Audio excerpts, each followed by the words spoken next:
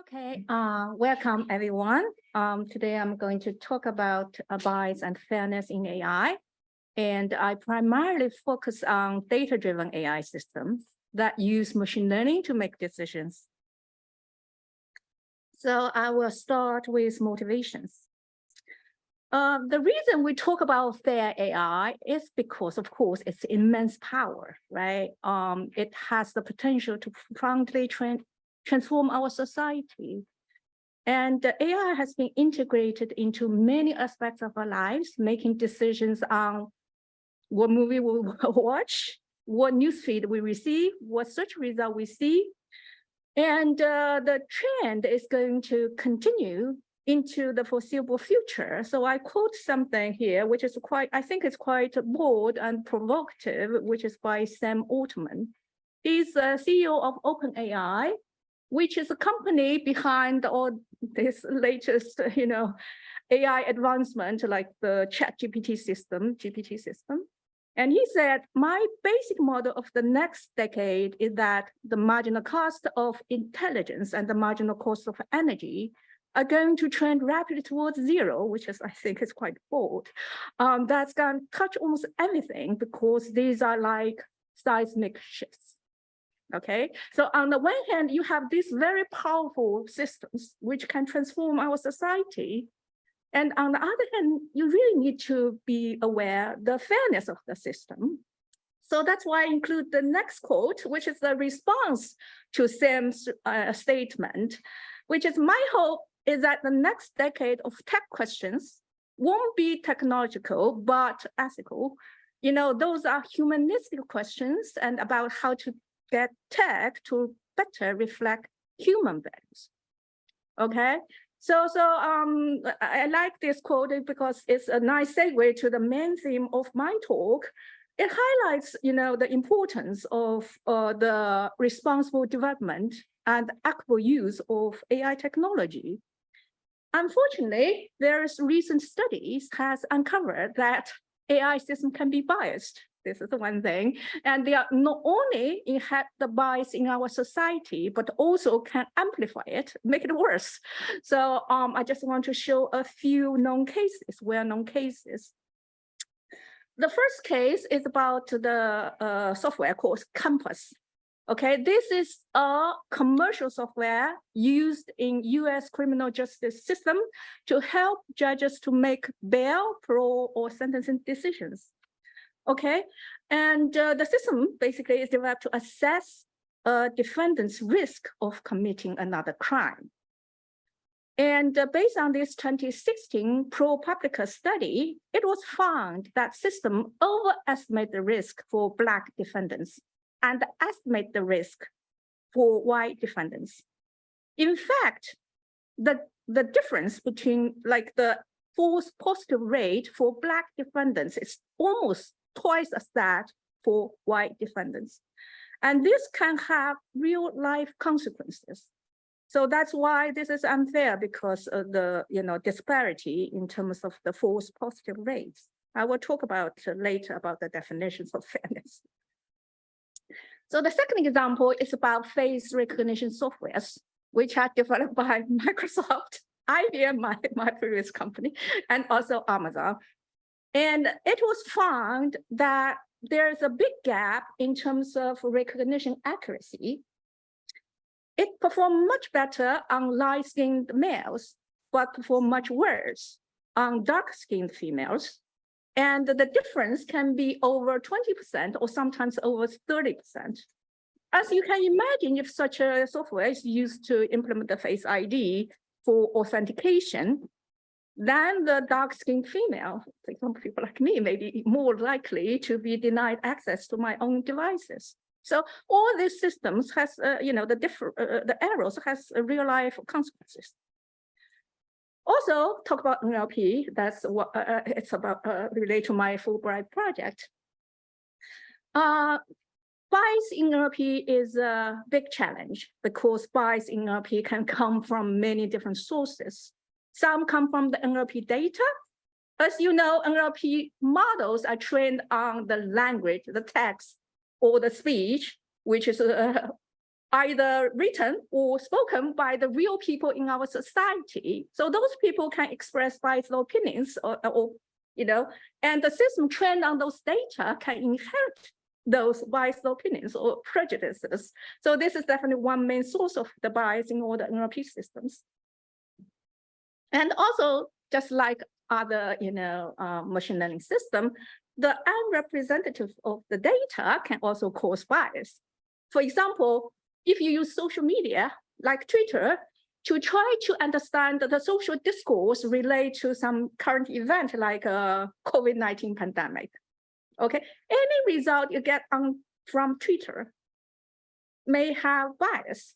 The reason is it only reflects the opinions of the Twitter user, right? And who are on Twitter, those are more likely to be of higher socioeconomic status. They tend to hold white-collar jobs. And that's why it's biased, because you only represent their opinions, whatever result you get from that analysis, because social media data is so frequently used in NLP systems to do this kind of analysis. And also, the bias can also come from the bias from the annotators. To train all these machine learning systems, we need annotation. And in language tasks, like in hate speech detection, if the annotator do not have the proper cultural or language expertise to understand a language properly, certain language, for example, African American English, then they are more likely to mislabel African American English as toxic. This is also another source. So all this NLP data you train your NLP systems can be biased because of all these reasons. And in addition, nowadays it's frequently, NLP systems use we call large language models as its components. And as a result, almost the modern NLP systems, they can inherit the bias in all these larger language models, such as ChatGPT, GPT, BERT, and Word2Vec. These are just a family of large language models. And they often refer to as foundation model is because they are used as a foundation, the building block of other application NLP systems. As a result, any bias in the foundation models can be propagated into all these other NLP systems. Okay, so just a little bit more about the bias in these foundation models because they affect so many other systems. One type of bias is because we call word embedding, sentence embedding, learned by these models encode social biases. So when we call word sentence embedding, basically these systems are so good at encoding the semantics of words and sentences. And this is a very important step in almost all the NLP applications. You need to know how to encode the meaning of words and sentences. As a result, they get used by a lot of other NLP systems. And since these things can be biased, as a result, any NLP system you build on top of this can inherit the bias. So one example is if you use word embedding, which is encode the meaning of words, in we call a word analogy task, then you will find a result like, man is to computer programmer as woman to homemaker. As apparently this is encode gender stereotypes. And also racial bias. For example, if we use this kind of embedding in a sentiment analyzer, in business, so sentiment analyzer get used pretty widely. Then if you test the system with human names, like John Smith, which is a white sounding name, or my name, or a black sounding name, the system also can give you a sentiment score, either positive or negative. If you look at the charts over there, you will see the system just encode this bias. They prefer white sounding name and dislike the black sounding name. This is apparently racial bias.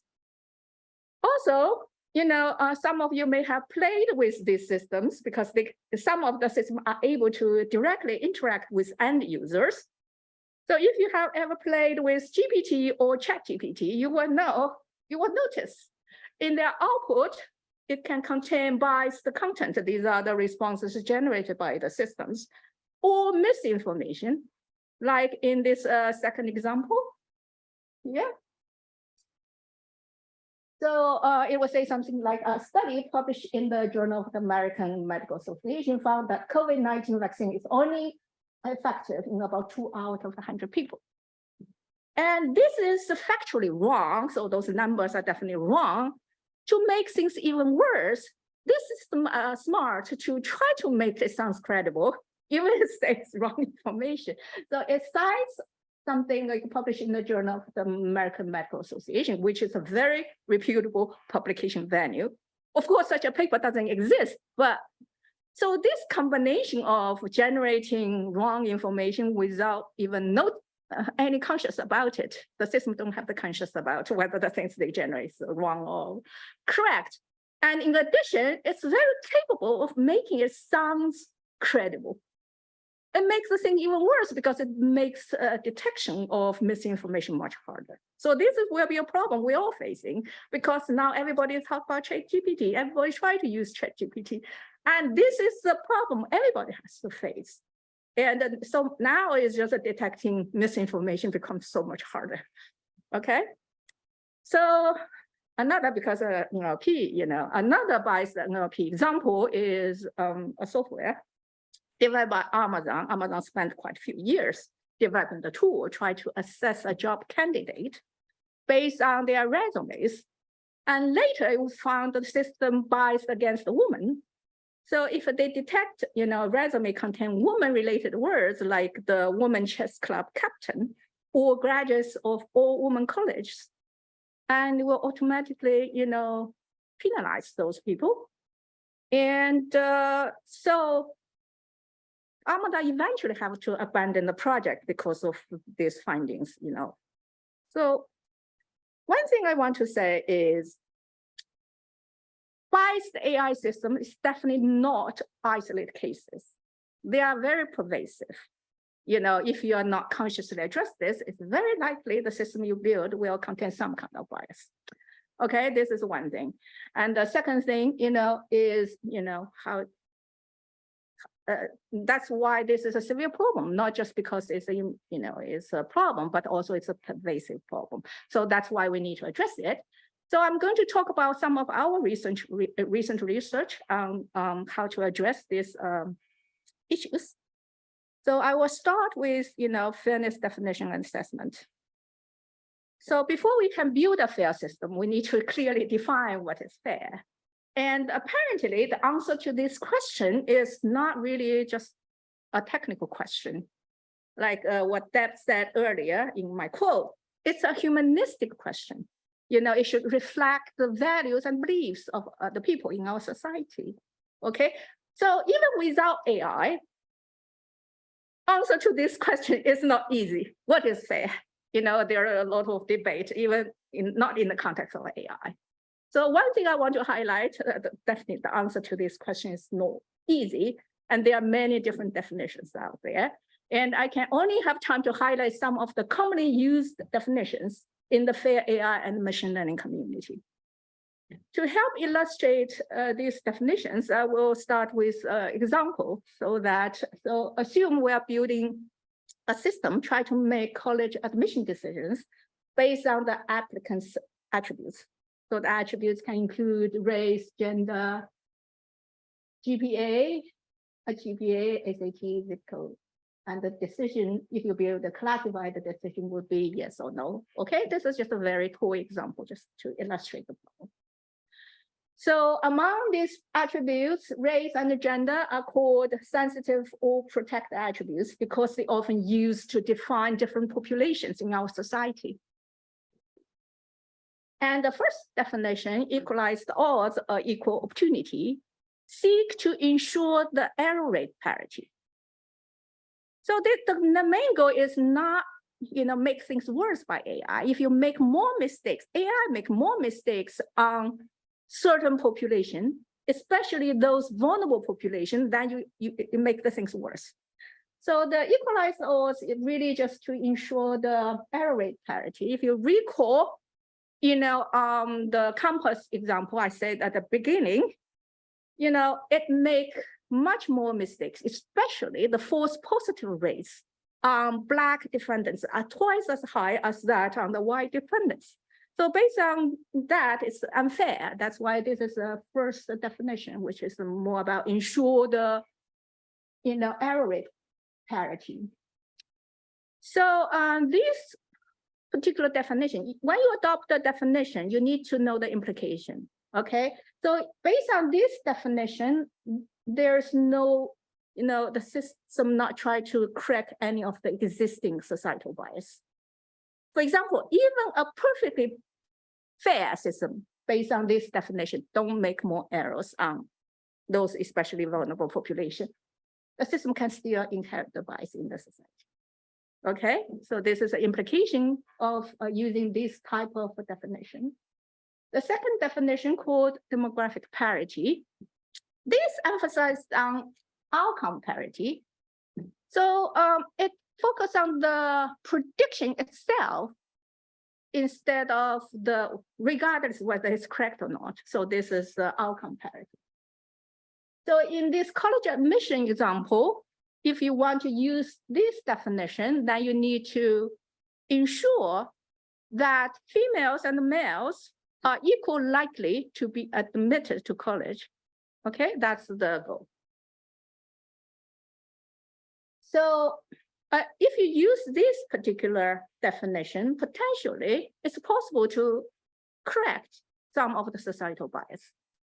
For instance, if in our current society, there is a significant disparity in terms of college admission between Black applicants and white applicants. If the AI system want to ensure demographic parity, which means they should admit in college with similar probability, then essentially the system is trying to correct some of the societal bias. So I just want to say, when you adopt any of these definitions, you need to be aware of the implication. But some criticism of this definition is they do not take into account the legitimate differences between different populations. So the third one is called counterfactual fairness. This is a causal definition of fairness. One advantage of this definition is it has the potential to address the issues we just talked about. This one can take the legitimate differences between different populations into account. Okay. So a system is counterfactually fair if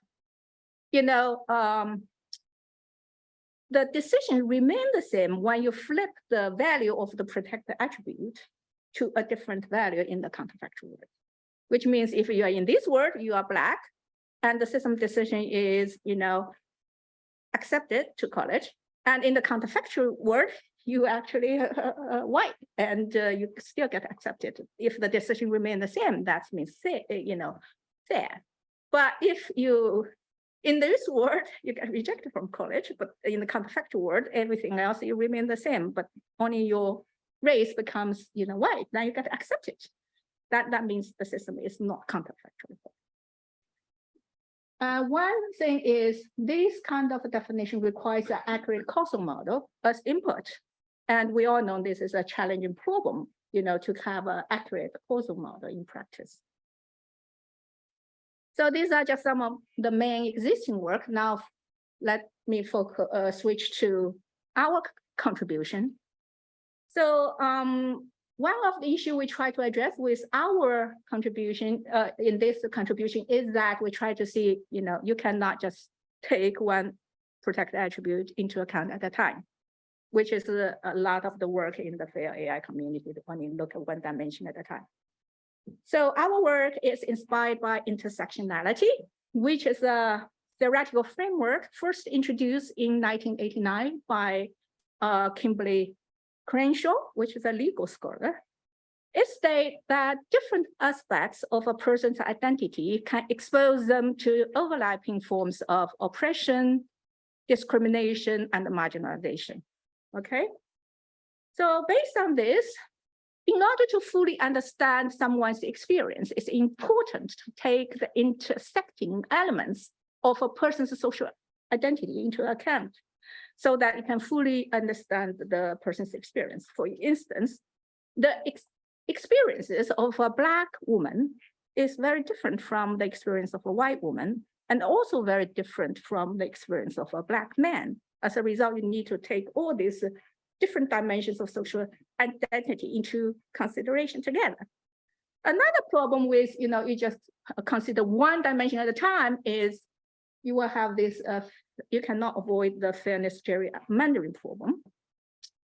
So if you look at this figure here, it's still college admission. Assume those dark blue dots are the ones who get admitted to college.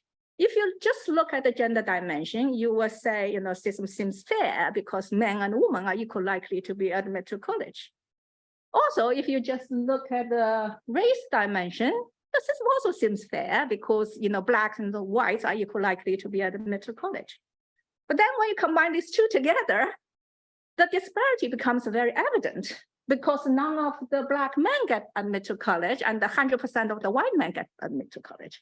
So this kind of problem, you can only solve by taking into account multiple protected attributes simultaneously.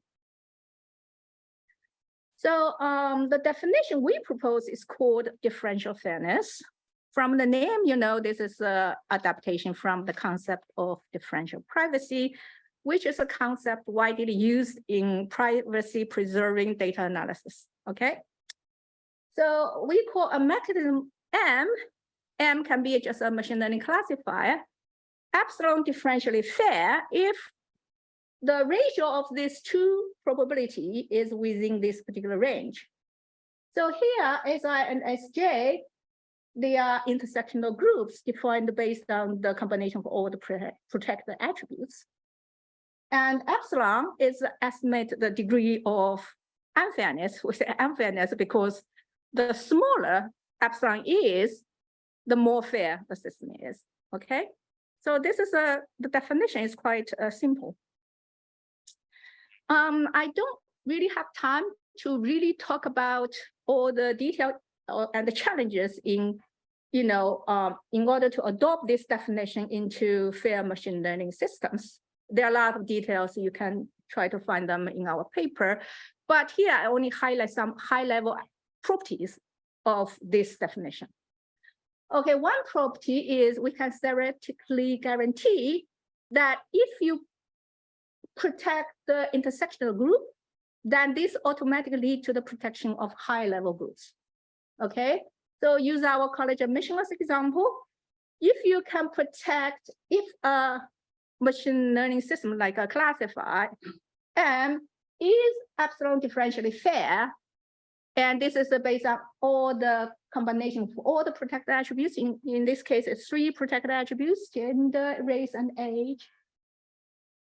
Automatically, we can also say the mechanism is epsilon differentially fair if A only have 1 protected attribute or A have a combination of 2 protected attributes. So this is just automatically based on this theorem.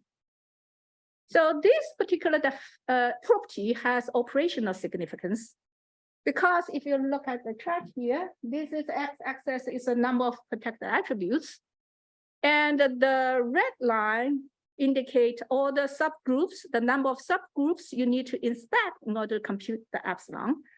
And the blue line indicate the bottom level intersectional groups, the number of the bottom level intersectional groups.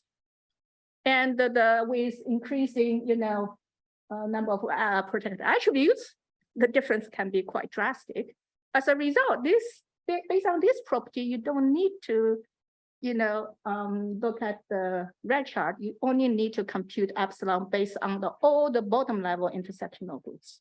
Okay, so this is a pretty nice property.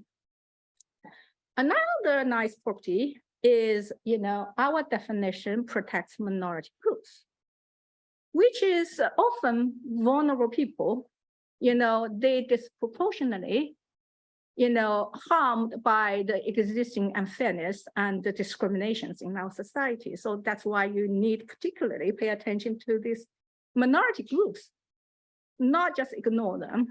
So when we compare the behavior of our definition with another definition, which is called subgroup fairness, which is also another established multi-attributes based fairness definition, you will see, those dots and squares, basically, these are per group estimated either epsilon in our differential fairness definition or gamma in the subgroup fairness-based definition. So they are per group epsilon or gamma. And the final epsilon or gamma is basically the worst case, the largest epsilon and gamma from all this per group based. So if you look at the chart, even though the final one is indicated by the cross, okay? Based on our differential privacy, the group size doesn't play an important role, okay? So that big groups, small groups, they are all taken into consideration similarly. But for the subgroup fairness, you will see the final gamma, sorry, I'm not very good at this. So the final gamma here is primarily determined by large groups, okay? Here, because the x-axis is the size of the group, okay? And for differential fairness, it's not like this. So our definition is consistent with the principle that we protect minority groups. Okay, so a lot of these discussions are in the context of classification. Okay, now I want to kind of expand the discussion beyond classification to include complex models like the large language models, because like BERT, GPT, ChatGPT, because they represent the most advanced AI technologies. So the main challenge when assess the bias in large language models is that I said earlier, now you don't have the task and application context. So these models get embedded in many, many NLP systems for many, many different applications. Now you just have a large language model, how to assess, the bias in such a model. So current research focused on assess the gender, racial, and age-related stereotypes in these language models. So typical approach, there are two typical methods. One is based on word association. Remember, previously I mentioned that these models are very capable of encode the semantics of words and sentences. Those are called word embedding and sentence embedding. And based on those embeddings, you can compute word association. So basically, the word association can be measured as the cosine similarity between word embeddings. So in this particular example, if the word cosine similarity between the embeddings of emotional and a woman is much higher than the cosine similarity between the word emotional and a man, then you see actually such a system encode this type of gender stereotype. Okay. You can also assess this based on, it's a sentence-based approach. So in this approach, you create this kind of contrastive sentence pair. Contrastive sentence pair means, the sentences are similar except the protected attributes. And then you ask different language models, kind of their preferences for S1 or S2. Because the preferences can be how likely a particular language model can generate a sequence like this. And if the system encode, much prefer S1 over S2, this is also another indication of, bias stereotype in such a system. So, so this is a very active research area. Currently, still we don't have really good answers because the existing metrics are not stable because they are very sensitive to the surface changes, like whether capitalize a word or not, or whether put a punctuation here or not. Because the language models are mostly used either the next token-based prediction or mask token-based prediction objective. As a result, these kind of surface changes can drastically affect the score, the bias assessment score it obtained. And this is a big problem. More research still needed, to address this issue. That's the things we are working on right now. Okay, now let's move to the next area, how to design fair AI algorithms to mitigate bias. Of course, this is also active research area. I won't be cover them all. I just want to use a particular example to shed some light on the general approaches in design a fair AI algorithm. So the example we use is mitigating gender bias in career recommendation. And the AI algorithm here used for recommendation is called collaborative filtering. It's a very popular algorithm used in recommender system. We all actually interact with recommender system when you interact with, for example, what movie to see, what even the news feed you receive, a lot of them has a recommendation component. So to illustrate the general idea behind collaborative filtering, in this example, you have 5 users. Each row is a user. You also have 4 items. And if you want to decide whether we should recommend item 3, which is the TV, to user 5 or not. And the general idea is first we find the people who share similar interests with you, based on your past rating history. And the system may find the user 2 and user 3 are most similar to user 5. Since both users dislike this, then the system may decide not to recommend this to the user. So this is just the general idea behind this. So in our, college, in our career recommendation system, the items are, can be anything which is indicative of your interest. So basically, we want to recommend, for example, college major based on your interest. But the interest is defined in a very general way. It can be your interest in what kind of movie you watch, what kind of music you listen, and also what kind of product you purchase, what kind of book you read, because this tells a lot about you. And based on that, we want to see whether we can recommend either college majors or occupation. So the algorithm we designed is called Neural Fair Collaborative Filtering, NFCF. It has 3 major steps. One is called pre-training, one is called devising user embedding, one is called fine-tuning. So for people working on natural language processing, maybe even other AI area, you are quite, this is looks very familiar. So in the pre-training stage, the goal is to learn, is a representation learning technique, try to learn a good user interest representation. So in the original input, a user vector, if you remember the simple example, the user vector, the size of the user vector often is the size of the number of items in your data set. If you think about Netflix movie data set, so the dimensionality will be the number of movies in your data set that can be big. And also this is sparse because, often people don't rate a lot of movies, so a lot of this sales has no values. So here, the goal during pre-training is to learn a more dense, low-dimensional representation of your interest so that later we can do a better prediction. And the approach we use is called self-supervised learning, which means you can actually, the training objective is to predict whether a person will like non-sensitive item, which here can be a movie or not. This is the training objective. And the advantage of using self-supervised learning is because it can use the raw data. You don't need to annotate anything, and you have a lot of raw data. As a result, you have a better chance to learn good representations of user interest. Okay, so this is the pre-training. So the second step is devising user embedding. Okay. The user embedding, just like word embedding or sentence embedding, can encode bias.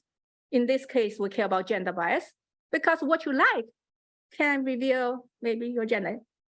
Just think about if you like a Barbie doll or not, maybe highly correlated with your gender. Okay, so there are a lot of gender information in the user embedding. So the goal for devising user embedding is to remove gender information from user embedding. So the technique we use is called projection-based bias attenuation. So first, we try to learn a general female vector by averaging all the user embeddings of females. Okay, we can do the same for male. We can construct a general male embedding by averaging over all the males. And then the gender direction is defined based on the difference between these 2 general female and the male embedding. And if you want to remove the gender information from the user embedding, you can just remove the projections, their projections in the gender direction. So that's a very simple idea. Okay, So the last step is called fine tuning. So fine tuning, basically you train a model which is directly related to your final task. So predict whether like a movie or not is not our goal. That's just a, kind of a proxy training objective to help us to learn a good, user interest representation. But here we want to do to train a model which can actually predict whether I should recommend this college major or occupation to you or not. So in the fine tuning stage, of course, one difference between the pre-training is the user embedding now is devised. And another difference is here, the training objective is not simply just predict whether someone will like a occupation or college major or not. This is one of the objectives. There's still another objective here, which is blocked, which is the fairness penalty. Okay, you also want to find a solution that's fair. So now this kind of joint optimization try to find a model which is both with high prediction accuracy and also fair. Okay, so joint optimization is another strategy widely used in fair AI, community to develop fair AI algorithms. Okay. So we evaluate the performance of our algorithm, and we were found actually our algorithm performed really well. We use multiple performance-based prediction accuracy-based metrics and also multiple fairness-based metrics, and we found our system achieved the best performance in terms of mitigating bias, gender bias, and our system also compete at the same level as the most effective model, which do not have the fairness intervention. So for those models, they only have one objective is to minimize the prediction error, and our system also can directly competitive with regard to that. So this is a very nice situation we call fairness for free, because we can achieve better fairness without compromising your prediction error. Because compromising prediction error is one of the big reasons why people kind of do not want to adopt the fair system, because the system prediction, the performance becomes worse. Okay, so a little bit more about fairness for free, based on conventional wisdom. If you have two objectives, your system is optimized based on two objectives. One is, for example, prediction accuracy based, the other one is fairness based. If these two objectives are not always aligned with each other, then based on conventional wisdom, you will sacrifice some prediction accuracy in order to gain fairness. In our paper, which is the second paper, 2021 paper on fairness for free, we demonstrate actually in a lot of cases, it's possible to find a fairness for free solution. And here is just some of the examples. The orange area are the fairness for free region. So, and you have different machine learning algorithms also use different fairness metrics. And frequently you can find some models actually fall into this fairness for free region. And the key is to how to find those models. Okay, so details are in our paper. So now we just present some kind of general method you can use to make a fair system. But now the next question, next research area is related to human fair AI interaction. So the AI systems is the one, that's why I choose the previous algorithm, is the one actually on fair career recommendation, about mitigating the gender bias in career recommendation. So it helped me to talk about the third piece. And the main research question we had is, do humans prefer a devised career recommender? You spend all this time trying to develop a fair recommender. Do people prefer such a recommender? So in our study, we recruited over 200 college students. So if you look at their demographic distribution, similar number of males and females, small number of people who are non-gender binary, and also a few do not want to disclose their gender.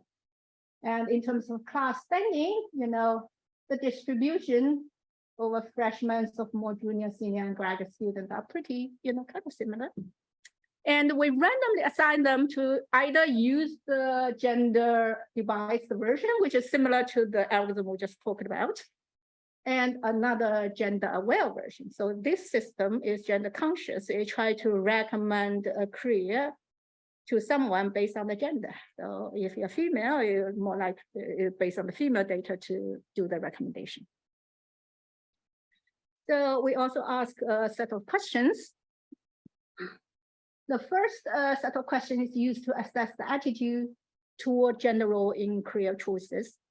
So we ask them whether they agree with certain statements or not. For example, the first statement is a gender stereotype in career selection is undesirable since it limits women and men's capacity to develop their personal abilities. So the answer is on a 1 to 5 Likert scale, from strongly disagree to strongly agree. So we just want to see. And another statement would be something like this. If I'm for example, if it's a female participant, it will be, if I'm a female, I do not want to choose a career that is dominated by male dominated. So if for male candidate applicants, it will be, if I'm a male, I do not want to choose a career that is female dominated. Okay, so these are some questions.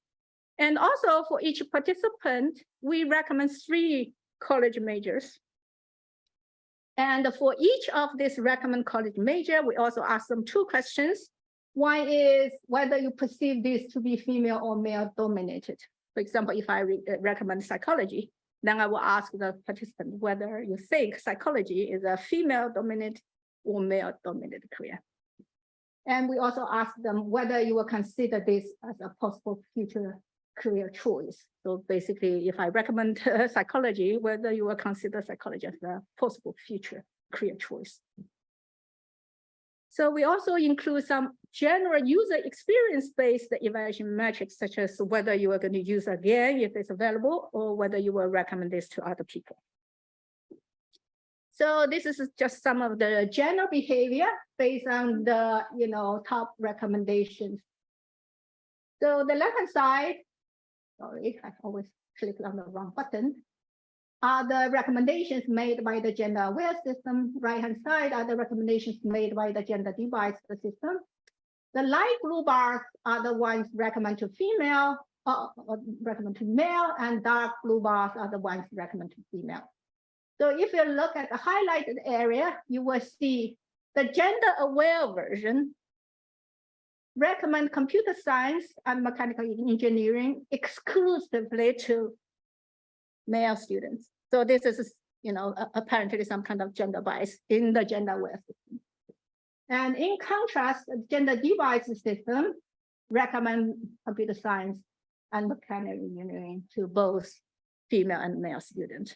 Just at the high level, you see the gender devised system did attempt to address the gender disparity in the college major recommendation. So come back to our question, whether humans prefer the de-biased recommender. The answer is a disappointing no. It's disappointing because I spent all this effort to try to develop a fair system, and now you will say, okay, well, people do not like it. And we use 3 evaluation metrics. One is based on user acceptance, the other 2 based on user experience. And you can see the gender devised system has lower user acceptance rate. Basically, you recommend a career are less likely to be accepted, and also lower user experience.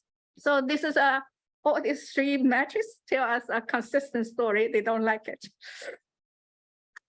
So now, just we want to dig a little bit deeper on why people don't like this. Okay, so here are some significant results. I will explain them, one by one. In this chart shows the relationship between perceived gender conformity, PGC, and user acceptance. So PGC is defined based on 2 variables. One is a participant's own gender. The other one is for a recommended career, like psychology, whether they perceive this to be male or female dominated. Okay, that's one of the questions we asked earlier. So for instance, if I recommend economics to female participants, in this case, if the female participants think this is a male-dominated career, then the PGC will be conflict because the male-dominated career and then she is a female, the candidate is a female. But if she thinks economics is a female-dominated career, then we say conform because it's consistent with their own gender. If the answer is, I don't know whether economics is female or male-dominated, then we put them in the neutral. As you can see, the acceptance rate for the conflict category is much lower than the other two groups. So this difference is significant. And this also may partially explain why people do not like our field recommender, because in order to address the disparity, gender disparity in college major recommendation, our system intentionally recommend more college majors in this category, which is conflict to their gender. Okay. And the second chart shows the interaction effect of PGC, we just spoke about, and Q disparity personal. Q disparity personal is one of the questions we ask, whether they will take a career which is dominated by the opposite gender. Okay, so this is it's not related to any specific career, it's just their general belief. Okay, and for people score in the low category, basically those people do not mind taking a career which is dominated by the opposite gender. There's not much difference between the acceptance rate of these three categories. But if for people in the medium or high category, so these are the people who don't want to take a career that is dominated by the opposite gender, then you will see their acceptance rate for the conflict group is much lower than the neutral or the conform group. Okay, so their personal belief matters. So if they are in this category, then there's not much difference. But if they are in this category, then there's significant difference. So the third picture shows the interaction effect between, again, PGC and the gender. Okay, user acceptance. So for female, there's the acceptance score are similar in these three categories. And for male, it's a very different picture. So for male, the acceptance rate for the conflict category is much lower than that for the neutral, and also much lower than for the conform, which suggests actually avoiding career which is dominated by the opposite gender actually is primarily a male concern, which I find pretty interesting. I can speculate many reasons. If we have time, we can discuss that. Okay, so this is just our attempt to say, okay, do they like our system and why? So now I go to the conclusion. Just a few main takeaways from this talk. I want to emphasize, biased AI is not only possible, but also pervasive. If you're not consciously address this in your design, it's very likely your system will have some kind of bias. But whether to actively, explicitly mitigate those bias, maybe, depend on the harm and risk analysis to fully understand how your AI system might impact different individuals and communities in our society. Okay. The second, takeaway is there's still no universal definition of fairness, so because it's such a complex question.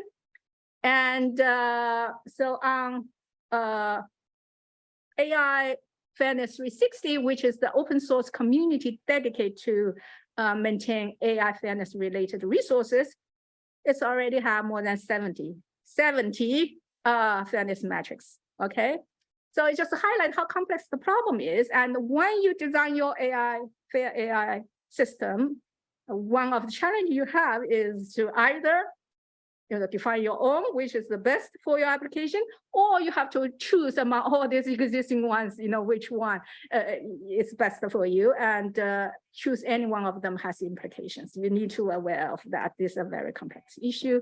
And one of the considerations when you choose a particular, definition is whether you aim to just prevent bias amplification, not make things worse by your AI, or you also want to correct some of the existing bias in the society.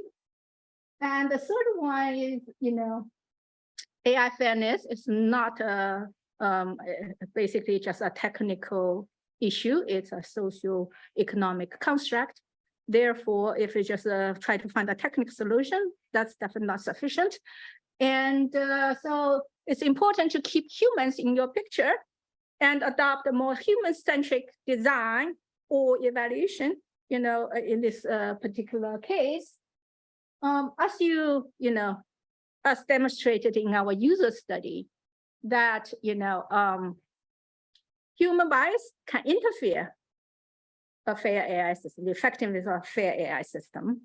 So, which means the offline evaluation we did earlier, which demonstrate this is a perfect, fairness for free case, and it's not sufficient. It's not a replacement of human evaluation. That's something I want to emphasize. Human evaluation is important in this context, and also in order for fair AI to achieve its full potential in terms of its intended societal impact, maybe you also need to address this problem, the bias in humans. If humans are biased, and even you can develop a fair AI system, it may still not work. Okay, so I want to thank my collaborators. Jimmy is my colleague, and the students.